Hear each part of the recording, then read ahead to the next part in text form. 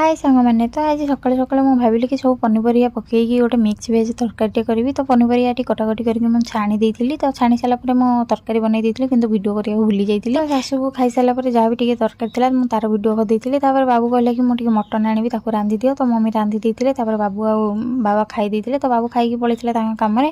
ଯେହେତୁ ଆଇଁଷ ରୋଷେଇ ହେଇଥିଲା ତ କିଚେନଟାକୁ ମୁଁ ଭଲସେ ସଫାସୁତୁରା କରିଦେଇଥିଲି। ତାପରେ ବାବୁ ଆସିଲେ ସେ ନେଇ ଆସିଥିଲେ ଜଳଖିଆ। ତ ଜଳଖିଆ ସମସ୍ତେ ଖାଇସାରିଲା ପରେ ମୁଁ କାଲିଠୁ ମାନେ ଚାଉଳ ବତୁରେଇ ରଖିଥିଲି କ୍ଷୀର ପୋଡ଼ପିଠା କରିବି ବୋଲିକିନା, ଯେହେତୁ ମମି ହେରିକା ଆଉ 2 ଦିନ ପରେ ପଳେଇବେ।